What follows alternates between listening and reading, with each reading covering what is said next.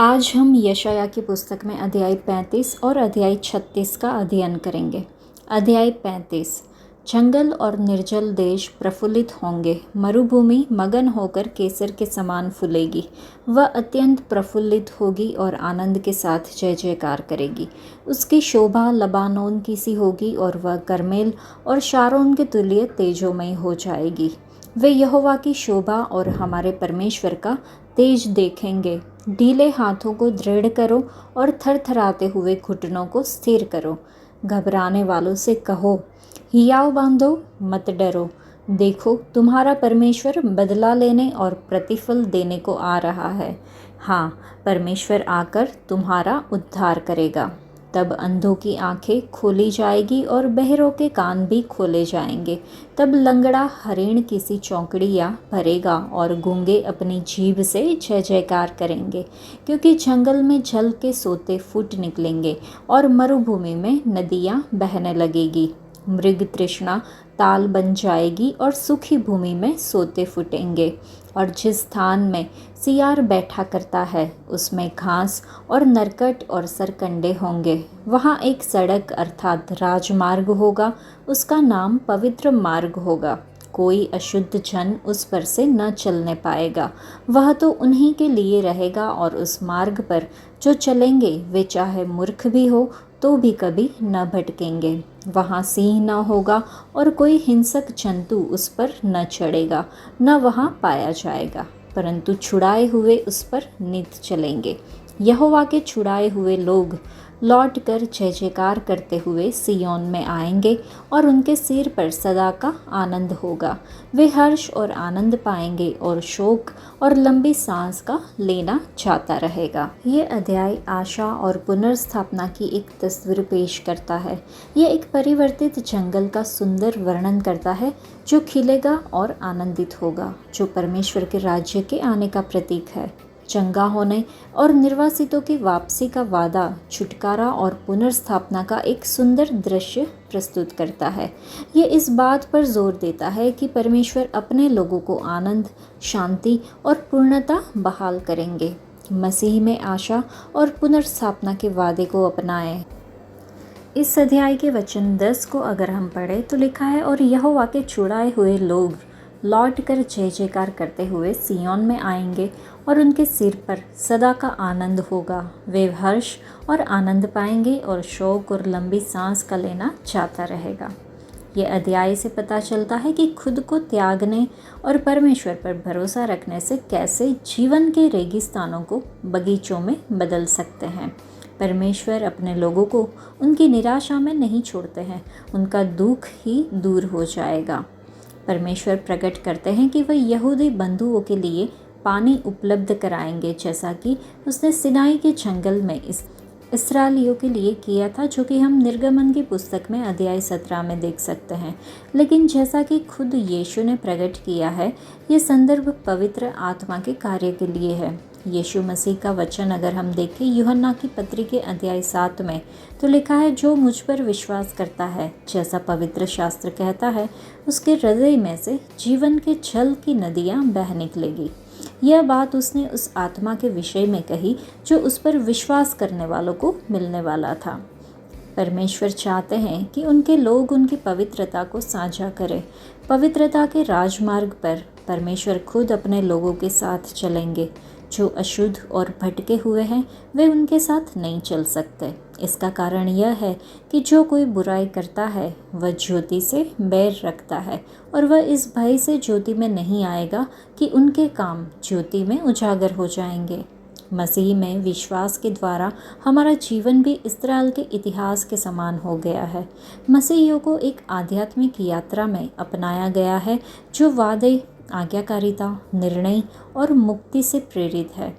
यदि हम पाप के बंधन में हैं तो हम खुद को मुक्त नहीं कर सकते हैं। हमें अपने पापों को स्वीकार करना चाहिए और परमेश्वर से क्षमा मांगनी चाहिए।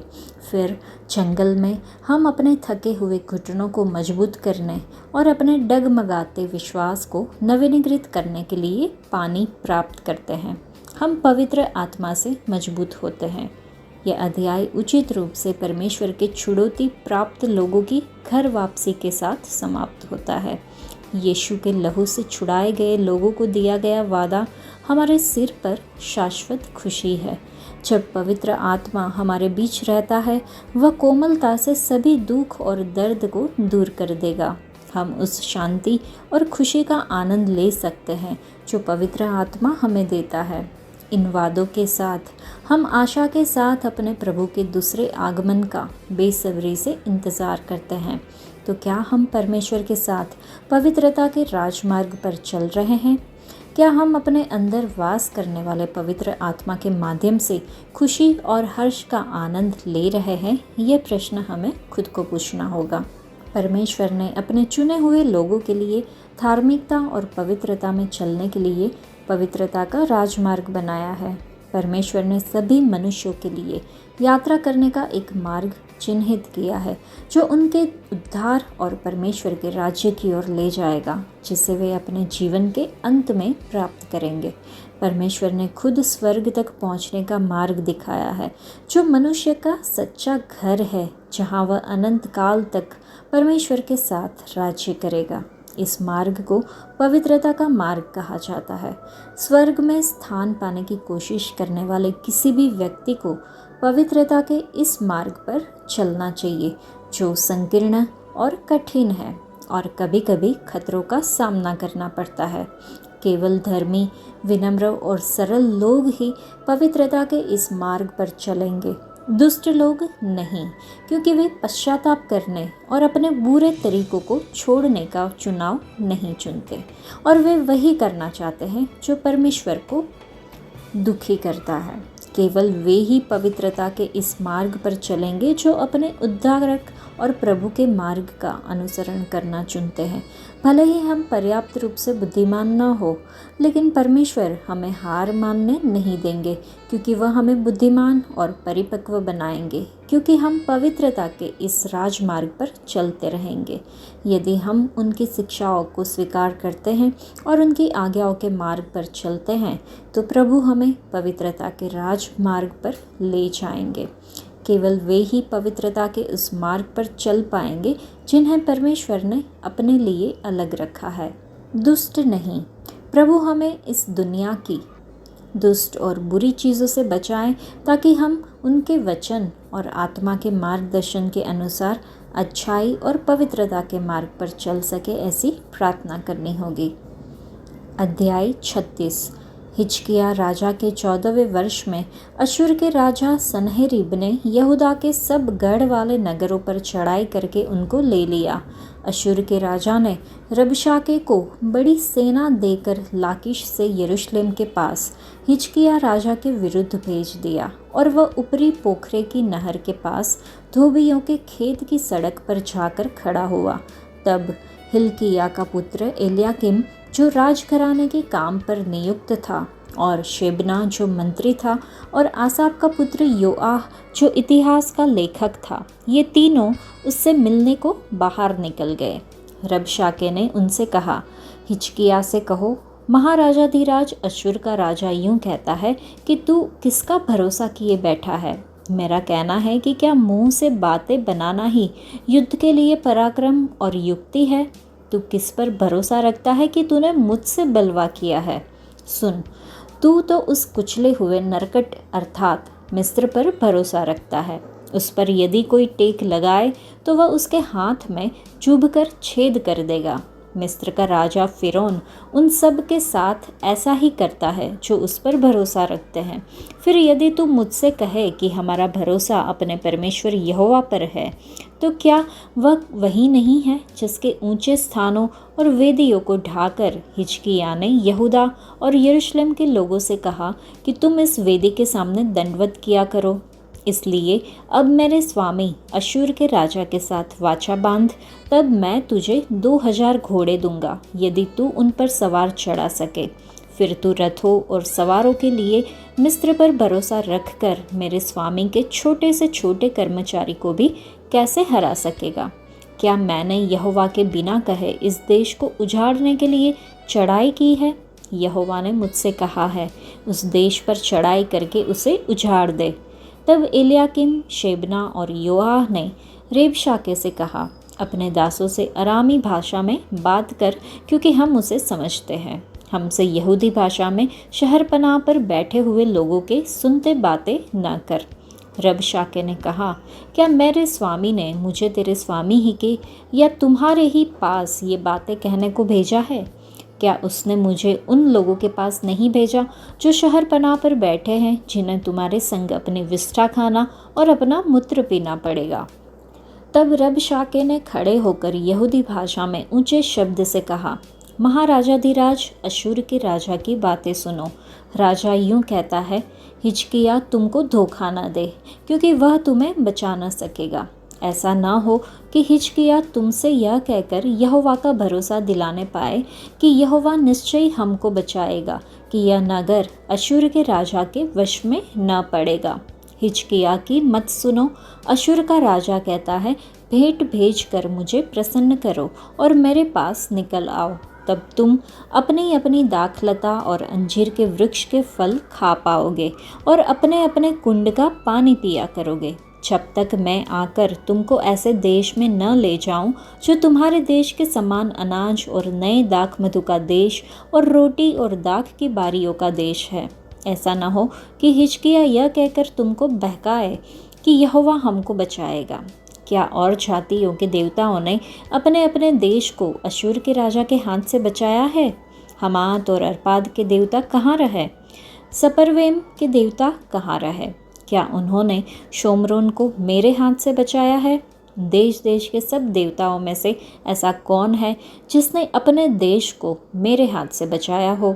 फिर क्या यहोवा यरूशलेम को मेरे हाथ से बचाएगा?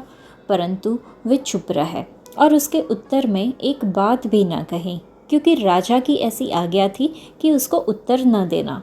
तब हिल्किय्याह का पुत्र एलयाकीम, जो राजघराने के काम पर नियुक्त था, और शेबना, जो मंत्री था, और आसाप का पुत्र योआह, जो इतिहास का लेखक था, इन्होंने हिजकिय्याह के पास वस्त्र फाड़े हुए जाकर रबशाके की बातें कह सुनाई। इस अध्याय में हम अशूर के खतरे के बारे में देखते हैं।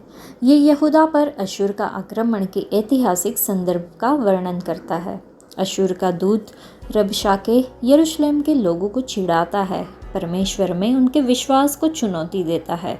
भयभीत करने वाली परिस्थितियों के बावजूद ये अध्याय मानवीय खतरों के सामने परमेश्वर की सामर्थ और वफादारी के प्रदर्शन के लिए मंच तैयार करता है। चुनौतियों के बीच विश्वास में दृढ़ रहे। यरूशलेम के लोगों की तरह विश्वासियों को भी कठिन परिस्थितियों का सामना करना पड़ सकता है, लेकिन परमेश्वर के वादों पर भरोसा करने से उन पर विजय पाने की सामर्थ और साहस मिलता है। 35 अध्यायों से यशायाह परमेश्वर के लोगों को इस संकट के लिए तैयार कर रहा है। उन पापों को उजागर कर रहा है जिनके कारण ये संकट आया है, और उन्हें चेतावनी दे रहा है कि परमेश्वर का न्याय यहूदा पर आएगा। अब चेतावनी एक वास्तविकता बन गई।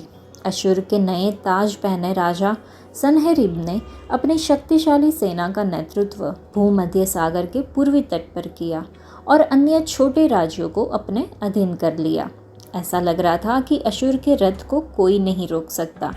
आखिर में अशूर ने यहूदा पर आक्रमण किया और यरूशलेम को छोड़कर उसके सभी किलेबंद शहरों पर कब्जा कर लिया। यहूदा के बचे हुए लोग यरूशलेम की दुर्जय दीवारों के पीछे दुबक गए। तब सन्हेरीब अपने शाही प्रवक्ता को यरूशलेम भेजा ताकि वह हिजकिय्याह और यहूदा को बिना किसी लड़ाई के आत्मसमर्पण करने के लिए राजी कर सके। वह शाही प्रवक्ता ने हिजकिय्याह और यहूदा के भरोसे पर सवाल उठाते हुए एक अहम सवाल पूछा, तुम्हारा यह भरोसा किस बात पर टिका है? उसके दिमाग में कोई संभावित जवाब नहीं है, क्योंकि यह कोई लड़ाई नहीं थी। अगर अशूर ने हमला किया तो यहूदा एक दिन में ही नष्ट हो जाएगा। लेकिन यहाँ बुराई अपने आप पर हावी हो जाती है। प्रवक्ता ने यह कहकर एक घातक गलती की है कि परमेश्वर आपको नहीं बचा सकते। उसका तर्क इतिहास पर आधारित है।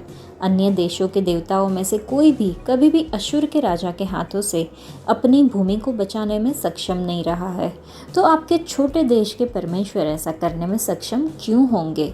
यह एक परमेश्वर पर निंदा के रूप में है। जिसे सन्हेरीब और सभी अशूरियों ने माना है, वही चीज़ है जो यरूशलेम की दीवारों पर अशूर को गिरा देगी। उसने एक घातक गलती की थी और परमेश्वर ने उसके दुष्ट साम्राज्य का वध करके इसका जवाब दिया, जो कि हम अगले अध्याय में देखेंगे। कई अविश्वासियों के लिए दुनिया की सबसे शक्तिशाली ताकतें वे हैं जिनके पास सबसे अधिक धन और सैन्य शक्ति है, लेकिन बाइबल बताती है कि एक असीम रूप से बड़ी सामर्थ है परमेश्वर। आज के लिए इतना ही। परमेश्वर आप सबको आशीष दे। धन्यवाद।